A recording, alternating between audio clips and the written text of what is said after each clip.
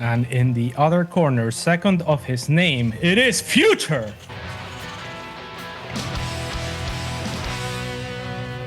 His predecessor still plays Brood War, was a Protoss player that played early in Wings of Liberty. Future was also successful.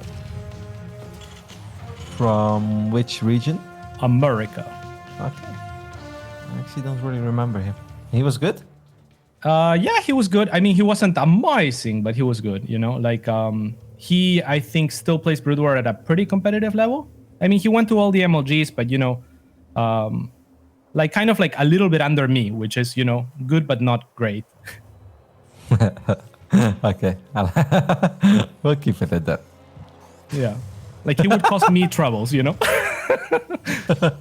So he was questionable. No. He was questionable, let's put it that way. You know? Starting to see why he went back to Brood War Cats. Like, no, I'm kidding. Yeah. All right, now this should be a fun one. I'm really curious to see how Semper is going to open up. Like, I would kind of expect a traditional Twilight opening here, but maybe Semper is actually kind of like a little Phoenix fanboy as well. I think this is a good map with some Phoenix openings. We see a lot of the European Protosses busted out. I'm just excited, man. This is like the first time that I really cast a proper best of 3 of Semper when he's playing Protoss, and I love it. Yeah, I'm excited as well, and I got a feeling he's gonna have cool stuff to show us as well, Roddy. Especially because he's on the big stage. He's no foreign to it. He's been playing for a very long time, and like I said, I mean, he's a smart guy. He likes to figure out the game on his own right, and I am sure he has something funky planned. Yeah, a long time ago, I will always remember when Semper went to Paris to compete in Nation Wars, and he beat Zest offline, and he just played amazing. Like, it was a game on Echo. I'll never forget it. I was like, oh my goodness, you know, I was super hyped to see a North American player that wasn't Neep or Scarlet actually just outplay a Korean player offline. Back then, it was super rare. Yeah, that is the caliber of Semper, and he really can grow in this type of matches, I find. So I'm curious. He's kind of like Scarlet. You know, Scarlet could drop games on the ladder to anyone, could drop games in a tournament here and there, but when it comes to it, when she's try-harding against the best, she can punch anyone. Well, it is indeed a Twilight opening by Semper. I'm not super surprised about it. I think this is a good Twilight map, not only to be aggressive with the 4-gate, the way that Parting has shown us many times, but I kind of expect Semper to just go up to 3 bases and make a lot of Zealots and Stalkers, because I think that is a relatively straightforward build, but it's honestly very powerful, and it kind of puts Terran in a position where Terran needs to find some damage. I gotta say, maybe Semper overstayed his welcome a little bit there with the Adept. Losing it that early is never nice, but it's more about the Stalkers. I do hope he's gonna get a Robo, though. Sometimes Protoss players like to be greedy, and they'll be like, yeah, we don't need that quick Robo. Let's just go up to 3 bases and focus on our Stalker numbers. But with Cloak Banshees on the way as well, Robos are very important. This looks good for Semper then, right? I mean, he's gonna have Blink and a Robo against Cloak Banshees. Is this the best case scenario? It's good, but it still comes down to execution. There's no guarantees. But yeah, at this point, with the wall off in the netro as well, I like the fact that Semper has tucked away that pro behind the mineral line of the 3rd base. Because normally it'd be like, the problem if you want to defend like this is that you can't go up to 3 bases. Semper can actually do that. Really, really nice job by him then. I really like this. Really thinking ahead and doing everything that he needs to do. Do you feel comfortable then after defending the Banshee that you're in a good position if you're Semper?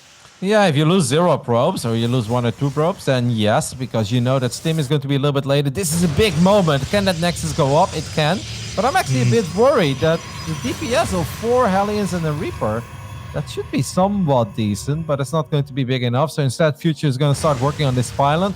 Now it will all come down to the Banshee. If Future just get like 4 or 5 probes here, this is perfectly fine, because Semper is only at 38 workers, which I think is a little less than he's supposed to be on, and he's already taking some damage from this Banshee.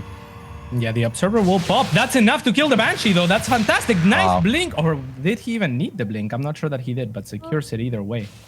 Yep, but that's important, because I am a bit worried about Semper's work account. I feel that when these builds go up against each other, Protoss should normally be 6-7 workers ahead easily if you don't lose any workers. So the fact that Future is actually the one who's 2 workers ahead, that does scare me a little bit for Semper.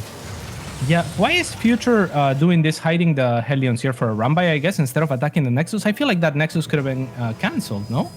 It's been so that's long. what I was wondering about, especially when that pylon wasn't done yet. I feel like if you start working on it with a Reaper and 4 Hellions, but it seems like Future just really wants to get some more economic damage done. He does get into the natural in the end, and the probes do take a beating. This is starting to look really good for Future. That's that Banshee's going to head into the main base as well. But there is a shield battery there, so the Banshee won't be too successful. But a 9-worker advantage as a Terran player over a Protoss, and that's beyond amazing. Yeah, I mean, he doesn't have a third CC on the way that I know, so at least... there's the third CC being dropped, but at least Semper's going to have a little bit of a lead there, right? So he still has, I feel like, the potential to catch back up in economy, or would you say he's too far behind at this point? No, with 3 base against 2, there is indeed potential, especially because Future made a bunch of tanks. And I think in general, against his playstyle, Widowmines are a lot better than tanks. And I think this has a lot to do with the fact that Semper fully walled himself in. So I think that Future was very worried about like just Stalkers and a War Prism heading to the other side of the map, the way that Parting always does it. And that's why Future played it so defensively. And I love that Future's even getting multiple missile turrets right now. He's like, this is too good to be true, you know, I haven't been under any pressure at all. Feels like your work account is not overwhelming. There has to be something scary, like maybe a Dark Shrine. Uh-oh, that Medevac, by the way, that Medevac is in danger. First Medevac goes down. The second one really needs to turn around. Great observer placement by Semper. Yeah, I mean, resources lost definitely favors him, and he does have control here of the map. I don't know, Roddy. I kind of feel like his position is pretty good. I Could think Future have over-defended? Yeah, Future is definitely a little bit paranoid, right? With the tanks, the bunkers, the late 3rd CC, the missile turrets. Just that's a broken man if I've ever seen one. He's like, Protoss, they always come up with something. Like, if Semper is able to survive this attack without falling behind, then I'm with you. Then I'm starting to like his position. At this point, I don't want to say I like it yet, because the Zealot count is, well, 13 is decent, but that's not the overwhelming numbers that you're hoping for. That Medevac has to be very careful, because if those tanks go down... Also, yeah, armor. That's pretty nice, right? Like, it's mostly Marines here. No, absolutely. It's a lot of Marauders in the mix as well. Semper is actually going to go for it without the tanks being sieged up. There are 1 or 2 Widowmines in the mix. Wow. The tanks are going to fall very quickly. But are the Zealot numbers high enough to really take care of this bio army? I'm afraid the answer is no. Yeah, I think the Force Shields were a little bit ambitious and kind of cut him off. But I don't know that Semper can push either. There's battery overcharge or rather Future, there's a battery overcharge available for Semper. And he will use it. So stabilize is fine. But Future is taking a third behind it. Yeah, I do feel that whenever you're on Zealot Stalker, you either need to be doing a run-by on the other side of the map, or you need to absolutely crush the fights. Now, I gotta say, Future is stimming a lot, which means his army is very low in HP, but he's just so confident in the DPS of these Zealots and Marauders, and it seems like he had all the reason to do so. As the Zealots are gone, the Stalkers are starting to fall as well, and this could maybe actually be it. The Zealots will be enough for now, but look at the supply. It's not looking pretty for Semper at this point. Yeah, good trades and very few core units left over for Semper. Really no huge tech units. Like you said, it's a very basic army, so it'll not scale well. Yeah. The basic army is fine as long as the bio ball is small and you crush the fights, like absolutely crush them. Or you trade somewhat evenly, but then at the same time you've got 7 Zealots on the other side of the map running into the 3rd base. If neither of those things are happening, then I think you're in a little bit of trouble with Zealot Stalker, because, you know, you need to have one of the two going your way. Yeah, or maybe like overwhelming upgrades. He has done well, at least at starting the +2, so he will have an advantage there. And also there's a Templar Archives on the way, so maybe with a few storms, anything is still possible.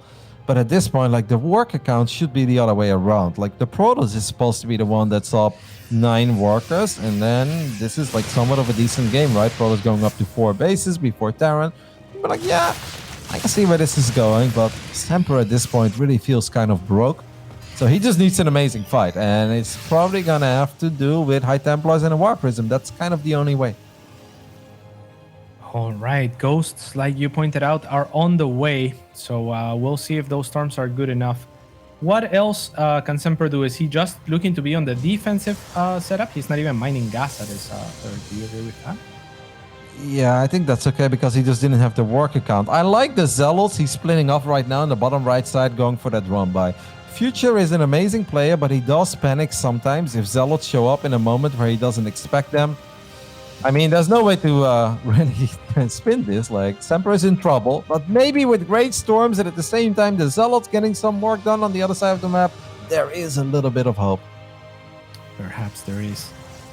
Let's see the Storms. Here come the High Templars. It's a good one to start.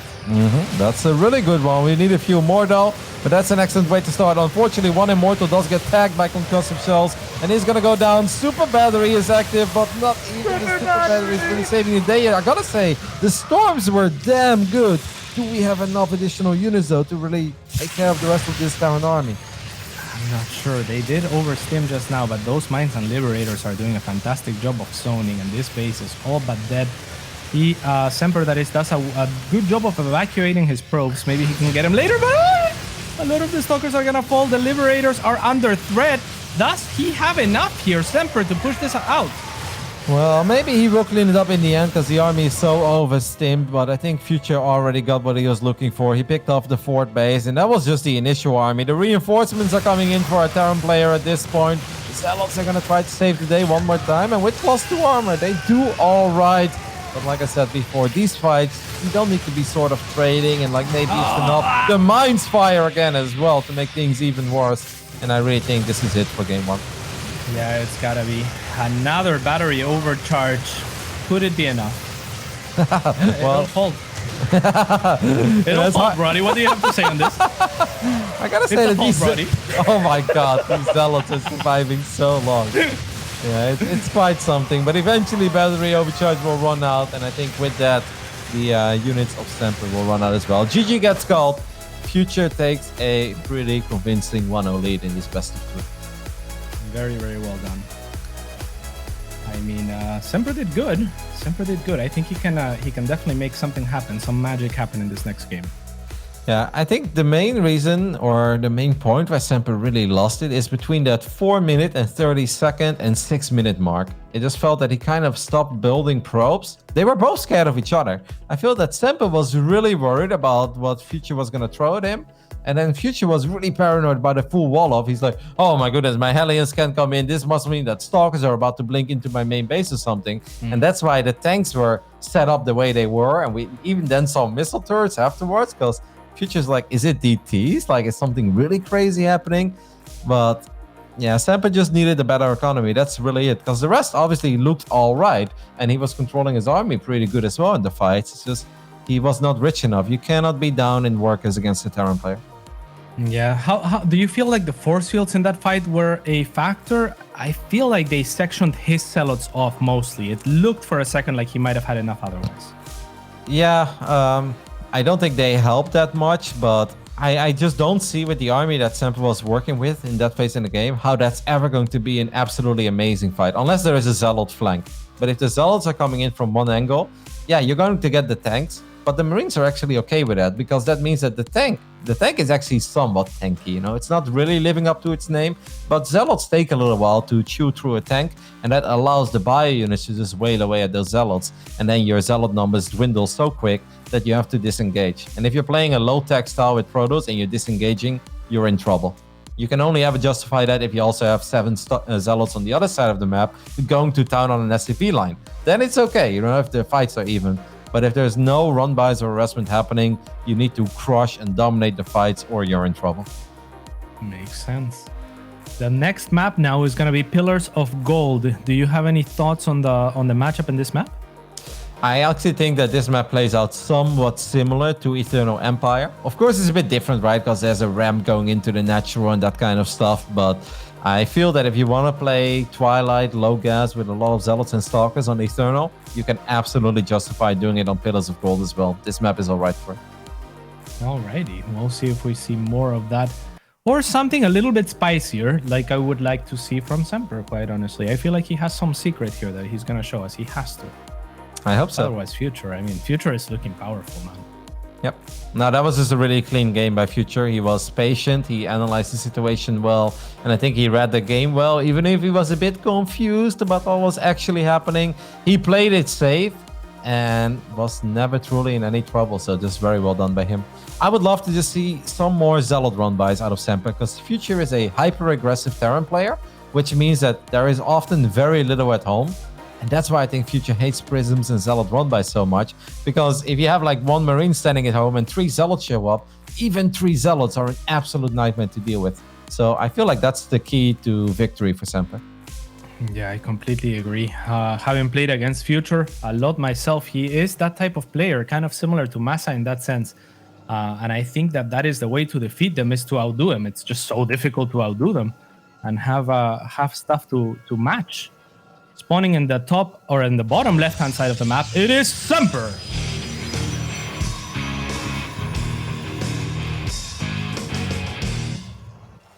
And on the top right side of Pillars of Gold, we're looking at the main base of the American Terran player. He's up 1-0. It is Future.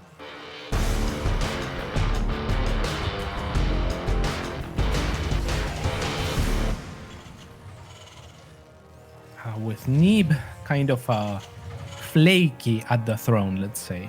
Do you think Future is making a run for it? The throne of an A, that is? I feel like he's been running for a while. And sometimes it feels like he's really close, but then suddenly it feels like he's, I don't know, maybe out of breath or something. And then Neeb just starts powering through again. Future is there, but I definitely wouldn't give him the title yet. I think Neeb has accomplished a few too many things in his career for that. And, you know, Neeb might be a little less consistent than he used to be, but every now and then Neeb still shows up in a very big way. And I think it's bigger than Future has done so far in his career. Oh, without a doubt. Yeah, Neeb has, I mean, I think extremely high peaks, but, you know, everyone fluctuates. At this point, though, there's also Scarlet standing in the way, but Future has to be a very strong contender for the throne of North America. We'll see if he's able to materialize that into a win. I mean, if Future ends up winning this entire tournament, the DreamHack StarCraft 2 Masters Summer NA region, then I will take those words back and be like, all right, we can actually crown a new king. But I don't know. I see Future as a clear top 4, top 5 contender in this region. But I don't know if he can really outdo that. I think a top 2 finish would already be amazing for Future. Maybe so. We'll see what this Reaper can do. One of the best Reaper controllers in America. I'm curious about the tech from Semper. I would love to see him play some Stargates. I'm sure that he'd be a mighty fine Stargate player as well. For now, it's just going to be that Adept. The Adept, obviously, in the previous game went down a little bit early. Now, losing the Adept is not that bad if you get a proper scout off, but... He will not be fooled. He knows this trick by the Reaper, huh? He will not be chasing with the Adept, so all he can do is repel the Reaper for now, it looks like. And that'll do. Yeah, there was a Chrono Blitz being used on the Stalker as well, so that means that the Adept is now safe to leave.